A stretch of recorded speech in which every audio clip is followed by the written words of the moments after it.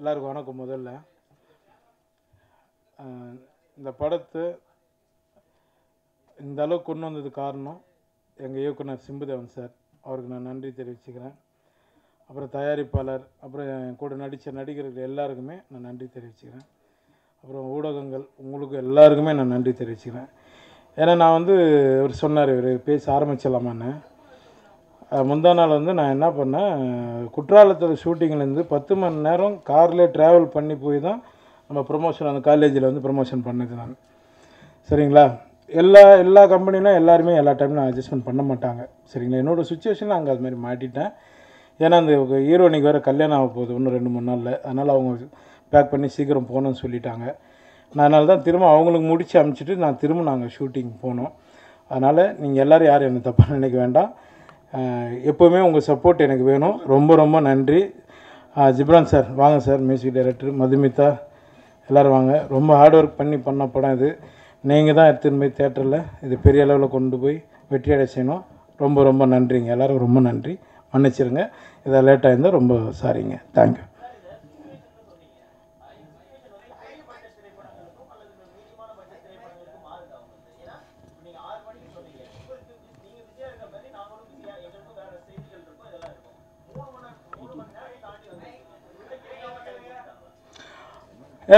எனக்கு டைமிங் வந்து நான் வந்து ஆல்ரெடி சொன்னதுக்கு வந்து நான் முதல்ல சொல்லிட்டேன், சார் இதுமாதிரி சுச்சுவேஷன் இருக்குது அப்படின்னா நீங்கள் வாங்க நான் பார்த்துக்கிறேன் அப்படின்னாங்க. இன்னொன்று எல்லா சிக்னலுக்கும் நான் போய் கேட்க முடியாது இல்லைங்களா, ஒரு டிராஃபிக்லேயும் போய் நான் வர முடியாது இல்லையா, நான் காரில் தான் நான் வரேன்.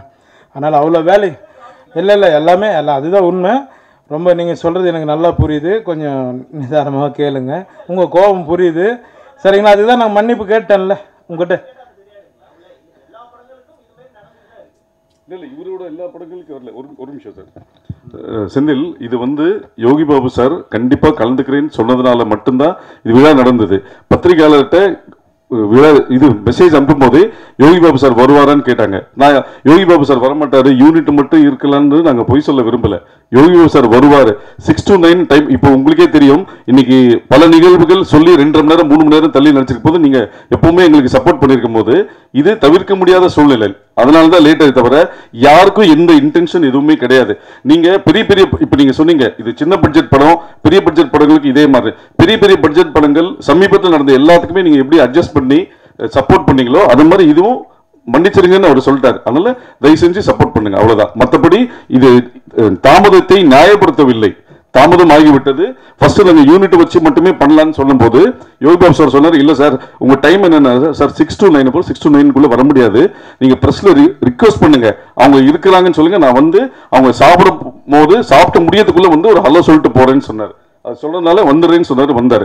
அதனால அனைவருக்கும் நன்றி, வணக்கம். மற்றபடி எந்த விதமும் யாரையும் காக்க வைக்க வேண்டும் என்பது இந்த படக்குழுவினருக்கோ யோகி பாபுக்கோ யாருக்குமே எதுவுமே கிடையாது, எந்த இன்டென்ஷனும் கிடையாது. இப்ப நீங்க சொல்ற மாதிரி டிராபிக் இருக்கு, உங்களுக்கும் பல நம்மளோட செய்தி ஊடகங்கள் இது இருக்கு, அடுத்த நியூஸ் ஃபைல் பண்ணா அடுத்து இது போகணும். அதனால யாரையும் காக்க வைக்க வேண்டும் எந்த ஒரு இன்டென்ஷனும் கிடையாது.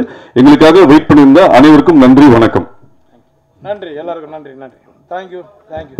இந்த வீடியோ உங்களுக்கு பிடிச்சிருந்ததுன்னா மறக்காம லைக் பண்ணுங்க, ஷேர் பண்ணுங்க, கமெண்ட் பண்ணுங்க. அப்படியே ஃபன்நெட் சேனலை சப்ஸ்கிரைப் பண்ணி பெல் ஐக்கன்ல இருக்கிற ஆல் பட்டனையும் கிளிக் பண்ணி வச்சுக்கோங்க. அப்பதான் நாங்க போடுற அப்டேட்ஸ் உடனுக்குடனே உங்களை வந்து சேரும்.